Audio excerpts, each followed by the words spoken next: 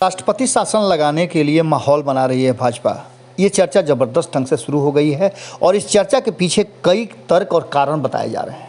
आपको जैसा कि जानकारी मिला होगा कि प्रधानमंत्री नरेंद्र मोदी पंजाब की यात्रा पर थे और फिरोजपुर के हुसैनी वाला में वो राष्ट्रीय शहीद स्मारक में एक सभा करने वाले थे। सभा की शुरुआत हो चुकी थी और प्रधानमंत्री निकल चुके थे सभा में पहुंचने के लिए। इसके बीच जो कुछ भी हुआ वो घटनाएं हमने आपको बता दिया कि किस तरह से प्रधानमंत्री का पहले हेलीकॉप्टर से जाने का इरादा था, उसके बाद से प्रोग्राम चेंज हुआ और सड़क मार्ग से जाने का कार्यक्रम बना। और सड़क मार्ग से जाने के क्रम में ही प्रधानमंत्री को 20 मिनट तक एक पुल पर रुकना पड़ा, क्योंकि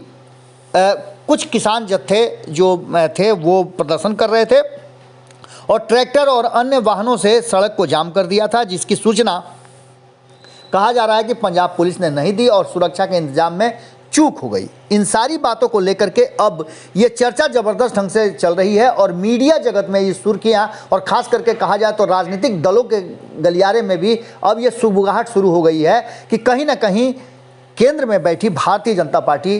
पंजाब सहित अन्य राज्यों में जहाँ जहाँ उसके आधार कम हो रहे हैं, जहाँ वो अपने जो जनाधार है उसे तलाश रही है, वहाँ राष्ट्रपति शासन लगाने की पुरजोर कोशिश कर रही है। अब इसको तर्क के रूप में देने के लिए और इस चीज़ों को साबित करने के लिए कई ऐसे मीडिया चैनल हैं और जो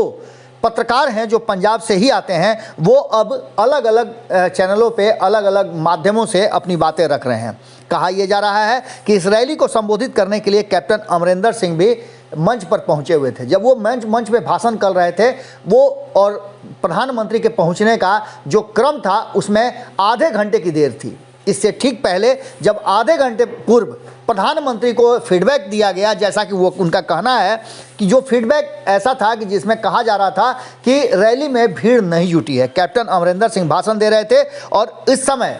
उन्हें जो सूचना मिली थी प्रधानमंत्री को वो ये थी कि लगभग 70,000 लोगों के बैठने की व्यवस्था की गई थी, लेकिन वहाँ बहुत कम संख्या में, 1000 की संख्या में भी लोग नहीं पहुँचे थे, जिसको लेकर के प्रधानमंत्री और भारतीय जनता पार्टी की चिंताएं बढ़ गई। वैसे भी कहना है वहाँ के लोगों का और वहाँ के पत्रकारों का कि किसी न किसी तरह से भारतीय जनता पार्टी चाहती है कि पंजाब में वो इस तरह की घटनाओं को अंजाम दे करके और इस तरह का प्रोलेशन, हालांकि ये बातें कहना भी थोड़ा सा जल्दबाजी होगा और किस आधार पर वो कह रहे हैं, लेकिन तर्क यही है कि अब तक पंजाब में भारतीय जनता पार्टी कोई बेहतर प्रदर्शन नहीं कर पाई है। जो सूचनाएं आई हैं वो भी प्रधानमंत्री के जो बयान दिया है कि सीएम को थैंक्स, मैं जिंदा लौट पाया, ये भी काफ़ी समय बाद, जब घटना हुई उसके बहुत समय बाद प्रधानमंत्री को की बातें ये सामने आई और ये भी आया है तो एक न्यूज एजेंसी ANI के माध्यम से जानकारी प्राप्त हुई है। इन सारी बातों को लेकर के कहा जा रहा है कि हाल फिलहाल में भी आपको पता है कि किसान आंदोलन को लेकर के अकाली दल ने भी भारतीय जनता पार्टी से अपना रास्ता अलग कर लिया है। लेकिन जो वर्तमान परिस्थिति है कि कांग्रेस को सत्ता से कैसे बेदखल किया जाए, इसके लिए सभी मिल करके अलग अलग एंगल पर योजना बना रहे हैं। सबसे पहले प्रधानमंत्री की इस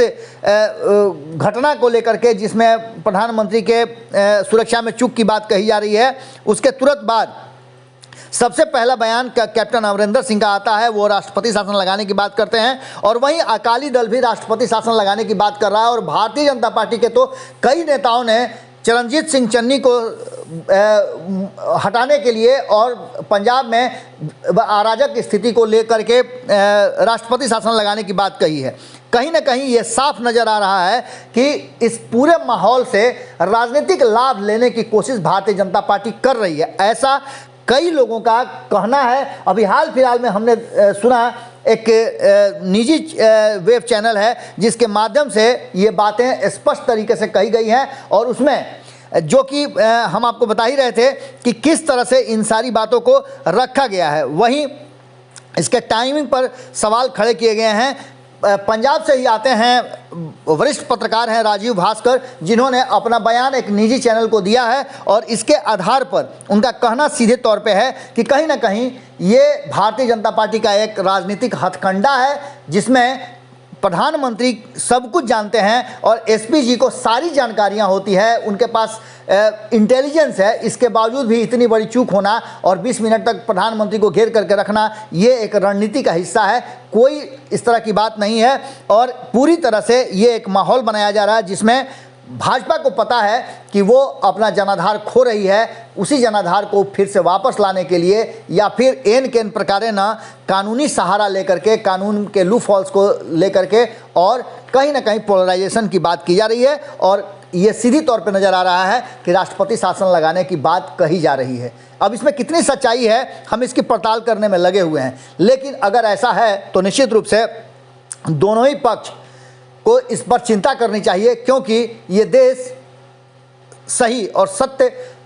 राजनीति की तरफ और लोकतंत्र की तरफ देखना चाहता है और उसके लिए वोट करता है। जुड़े रहें बात लाइव के साथ, बहुत बहुत धन्यवाद। अगर ये वीडियो पसंद आई और वह बिहार के राजनीति और बिहारियत से सरोकार रखेनी तो सब्सक्राइब बटन दबा के चैनल के सब्सक्राइब कर ली। ओजे एगो घंटी बा, ओकरा बटन दबा देला से